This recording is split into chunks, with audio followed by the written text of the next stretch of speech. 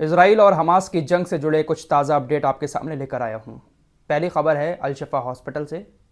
Israel की सेना ने अल-शिफा हॉस्पिटल को एक हफ्ते से घेर रखा है। अल-शिफा हॉस्पिटल का चप्पा चप्पा छान चुकी है इजरायली सेना, लेकिन अभी तक हमास का कोई पुख्ता सबूत नहीं मिला है। इजरायली सेना की तरफ से कुछ हथियार वगैरह दिखाए गए हैं कि ये हमें हॉस्पिटल से मिले हैं। बाकी कितनी झूठी बातें फैलाई थी इन्होंने हॉस्पिटल को लेकर, वो सारी चीज़ें मैं आपको कल बता चुका हूँ, आपने वीडियो देखा होगा। जो लोग चैनल पर पहली बार आए हैं सब्सक्राइब कर सकते हैं, क्योंकि यहाँ पर एकदम फैक्ट के साथ हर न्यूज़ बताई जाती है। इजरायली सेना अल-शिफा हॉस्पिटल पर ये जो कार्रवाई कर रही है, इसको लेकर पूरी दुनिया इजराइल की आलोचना कर रही है, क्योंकि हॉस्पिटल के अंदर बहुत सारे मरीज़ हैं। हालत ये हो चुकी है कि मरीज़ों का इलाज अब फर्श पर किया जा रहा है, क्योंकि इजरायली सेना ने अंदर के हालात इतने ज़्यादा डरावने कर दिए हैं कि डॉक्टर्स भी अब ठीक से इलाज नहीं कर पा रहे हैं। इजरायली सेना की तरफ से कहा गया है कि इस ऑपरेशन में हमें तकरीबन 6 हफ्ते लग सकते हैं। अल-शिफा हॉस्पिटल में चप्पा चप्पा खोज कर हमास को ख़त्म करने में 6 हफ्ते का वक्त लग सकता है। एक ख़तरनाक बात आपको और बताऊं, इजरायली सेना ने अल-शिफा हॉस्पिटल और उसके आसपास के तमाम एरिया का इंटरनेट पूरी तरह से बंद कर दिया है। इंटरनेट ही क्या, वहाँ पर नेटवर्क ही नहीं आ रहे हैं, सारा नेटवर्किंग सिस्टम ख़त्म कर दिया है। यानी जो गाज़ा के लोग, अल-शिफा हॉस्पिटल के लोग दुनिया को वीडियो बनाकर पोस्ट करके अंदर की जानकारी दे रहे थे कि हालात कैसे हैं, अब दुनिया उन हालातों को भी नहीं देख पाएगी। इजरायली सेना का जो मन करेगा हॉस्पिटल के अंदर वो दुनिया से छुपकर करती रहेगी। इंटरनेट बंद होने से पहले अल-शिफा हॉस्पिटल के डॉक्टर का एक बयान आया था। उन्होंने कहा कि हालात बहुत ज़्यादा ख़तरनाक हैं, जो अंदर मरीज़ हैं वो बूंद बूंद पानी को तरस रहे हैं।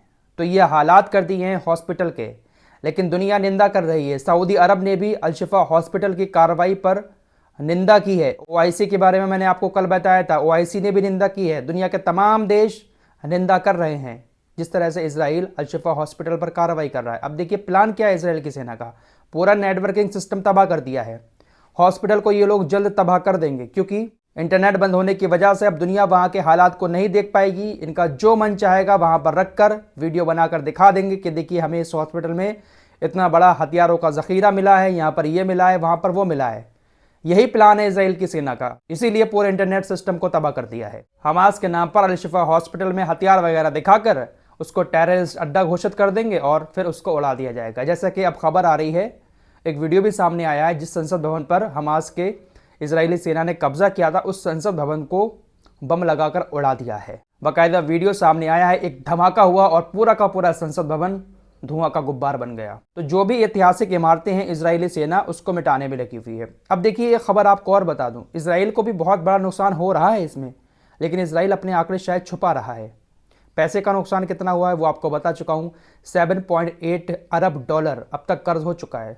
अरबों खरबों में जाता है यूरोपीय में। दोस्तों एक रशियन न्यूज एजेंसी है, उसने अपने अरबिक ट्विटर हैंडल पर इजराइल के एक सैनिक का बयान दिखाया। इजरायली सैनिक के हवाले से अरबी में लिखा गया था कि हमारे मुर्दार फौजियों की तादाद 2,985, जबकि जख्मियों की तादाद 11,006 से कम नहीं है। इजरायली सैनिक ने आगे कहा कि मैं ये सब देखकर रो पड़ा। नेतन्याहू, तुमने ऐसी जंग में धकेला है जिसके बारे में सभी ने खबरदार किया था। ये एक बहुत बड़ी बात सामने आई है, जबकि इजराइल की तरफ से कहा जा रहा है कि हमारे इस जंग में 51 सैनिक मारे गए हैं। कल 51 सैनिक की मौत के बारे में इजराइल की सेना ने बताया था, लेकिन ये 51 सैनिक जो हैं वो ज़मीनी जो लड़ाई हो रही है उसमें मारे गए हैं।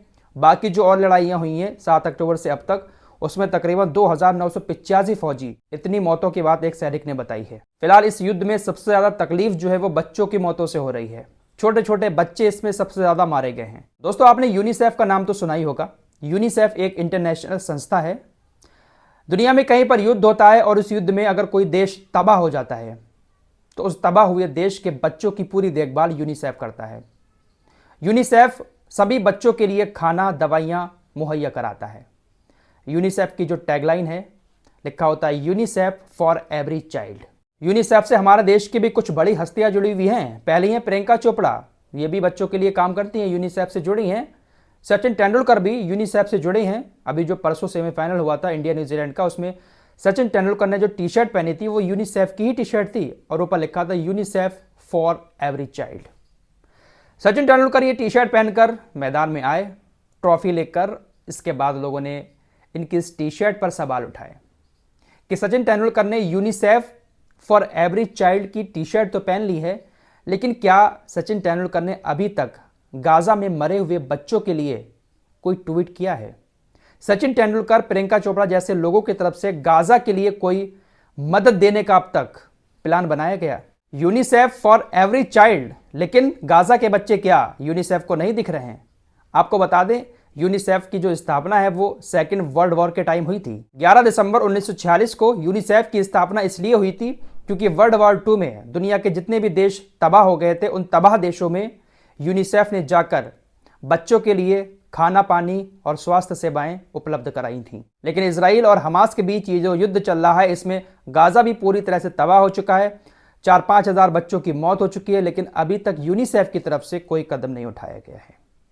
खासकर हमारे देश के लोग सचिन तेंदुलकर से सवाल कर रहे हैं कि आप तो यूनिसेफ से जुड़े हैं, आपको एक ट्वीट तो कम से कम करना चाहिए था गाजा के लोगों के लिए। लोगों का कहना है कि सिर्फ पैसे के लिए टी शर्ट पहन ली, यूनिसेफ लिख लिया, पैसा तो मिल ही रहा है, लेकिन दुनिया के हालातों पर बोलना शायद इन जैसे लोगों के बस की बात नहीं है। फिलहाल इस रिपोर्ट में इतना ही, मिलते हैं एक और नई वीडियो के साथ, तब तक के लिए अपना ख्याल रखिए।